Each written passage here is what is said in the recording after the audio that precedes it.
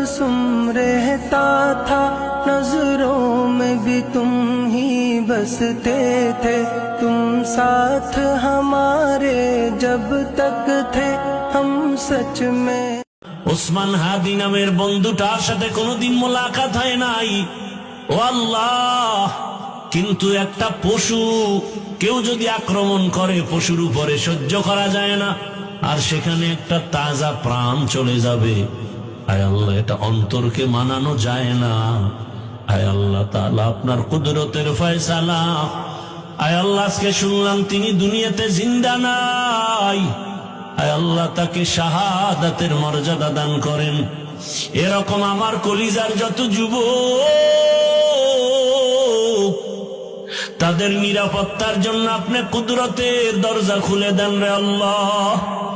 আমার যুবকদেরকে দিনের খাদেম বানায় দেন।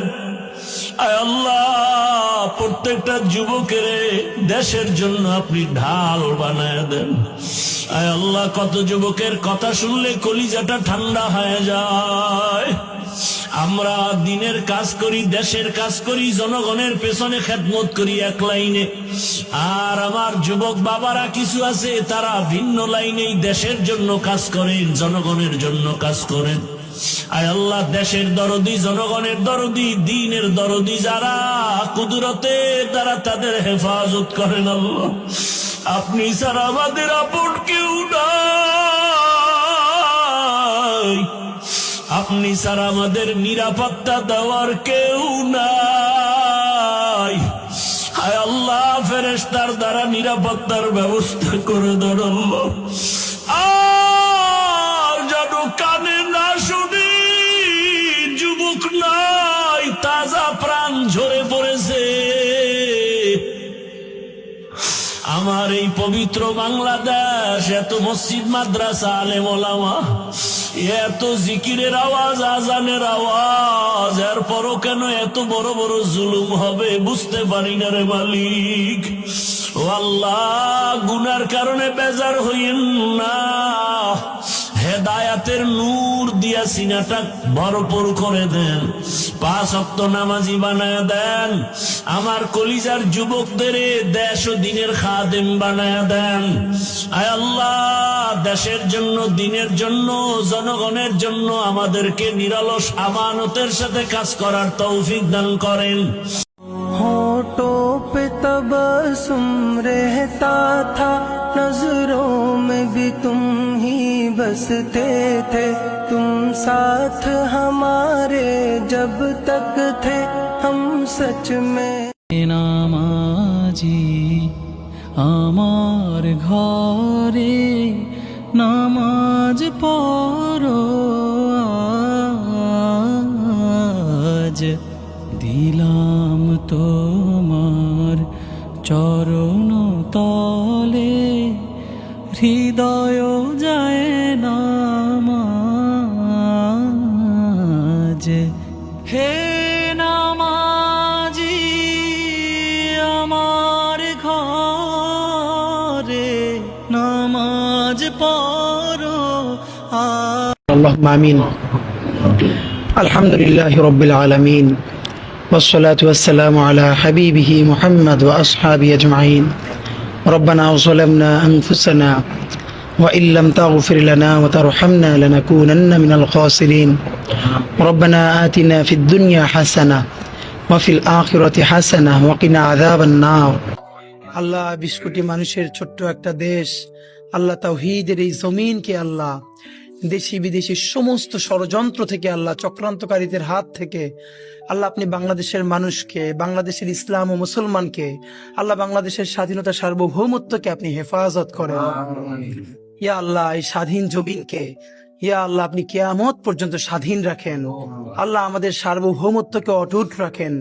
মাবুদ, বাংলাদেশকে স্বাধীন করতে গিয়ে ইয়া আল্লাহ গত 100 বছরে যত মানুষ আল্লাহ লড়াই করেছে, সর্বশেষ আল্লাহ জুলাই গণ অভ্যুত্থানে আমাদের যত ভাই বোন, আমাদের বন্ধু শহীদ হয়ে গেছে, আল্লাহ প্রত্যেককে আল্লাহ আপনি জান্নাতুল ফেরদাউসের মেহমান বানায় দেন।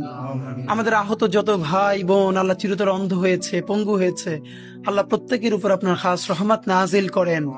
হে আল্লাহ, একটা নতুন বাংলাদেশ বিনির্মাণের আকাঙ্ক্ষায় আল্লাহ যারা দিনরাত পরিশ্রম করছে, একটা দুর্নীতিমুক্ত রাষ্ট্র গড়বার স্বপ্ন দেখছে, হে আল্লাহ এই ছোট্ট দেশটায় আল্লাহ মানুষ নিজের জানের চেয়েও নিজের দেশকে ভালোবাসে। আল্লাহ একটা দুর্নীতিমুক্ত দেশ গড়বার তৌফিক এবার আপনি আমাদেরকে দান। আল্লাহ সমস্ত ধরনের অন্যায় মুক্ত একটা ইনসাফের বাংলাদেশ গড়বার তৌফিক দেন। আল্লাহ আমাদের স্বাধীনতা সার্বভৌমত্বের প্রতীক, আল্লাহ আমাদের সকলের রাজনৈতিক অভিভাবক আল্লাহ বেগম জিয়া, আল্লাহ উনি আমাদের স্বাধীনতার শির দ্বারা। আল্লাহ আমরা যখন বুঝতাম না, পুরো বাংলাদেশে একজন মানুষ যদি স্বাধীনতার পক্ষে আল্লাহ মেরুদণ্ড সোজা করে দাঁড়িয়েছিলেন, উনি আমাদের বেগম জিয়া। আল্লাহ উনি চরম অসুস্থ অবস্থায় আছেন। আল্লাহ আমাদের প্রাণের অভিভাবক বেগম জিয়াকে আল্লাহ আপনি সুস্থ করে দেন। আল্লাহ বাংলাদেশের সামনে আরো কঠিন সময়, এই কঠিন সময়ে ওনার বেঁচে থাকা খুব দরকার। আল্লাহ উনি বেঁচে থেকেও যদি শুধু সবাইকে গাইড করে পরামর্শ দেয়, সেটা আমাদের জন্য আল্লাহ আমাদেরকে রাজনৈতিক মুরব্বী হারা আপনি কইরেন না। আল্লাহ উনি বাংলাদেশের দল মত নির্বিশেষে সকল মানুষের রাজনৈতিক অভিভাবক। আল্লাহ উনি আমাদের স্বাধীনতা সার্বভৌমত্বের অভিভাবক। আল্লাহ বেগম জিয়ার উপরে আপনার খাস রহমত নাজিল করেন। হে আল্লাহ তার সমস্ত গুনাহগুলো মাফ করে দেন। হে আল্লাহ তাকে পরিপূর্ণরূপে সুস্থ করে দেন। আল্লাহ বেগম জিয়া তো একদিন অবশ্যই আপনার কাছে যাবে, কিন্তু বাংলাদেশ একটা স্থিতিশীল পর্যায়ে গেছে। আল্লাহ স্বাধীন সার্বভৌম একটা দেশ হিসেবে দাঁড়িয়ে গেছে। উনি যে লড়াইটা করেছিল, সেই লড়াইয়ের ন্যূনতম একটা ফসল ঘরে তোলা পর্যন্ত আল্লাহ ওনাকে নেক হায়াত দিয়ে দেন। আল্লাহ ওনার উপরে খাস রহমত নাজিল করেন, অতি দ্রুত ওনাকে শেফায়ে কুল্লিয়া আজেলা দেন। রব্বানা তাকাব্বাল মিন্না ইন্নাকা আনতাস সামিউল আলিম ওয়া তুব আলাইনা ইন্নাকা আনতাত তাওয়াবুর রহিম।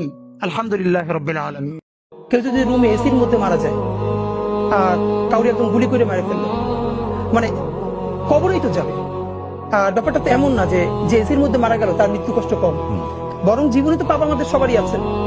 হয়তো আমার প্রচন্ড পাপ থাকা সত্ত্বেও আমি একটা ইনসাফের পক্ষে দাঁড়ানোর কারণে আমার এই মৃত্যুর মধ্য দিয়ে আল্লাহ তোমার মাফ করে দিতে পারে। এটুকু তো ন্যূনতম প্রত্যাশা আমাদের থাকা দরকার। একদিন আমি মুখ লুকাবো সাদা কাফনের আড়ালে,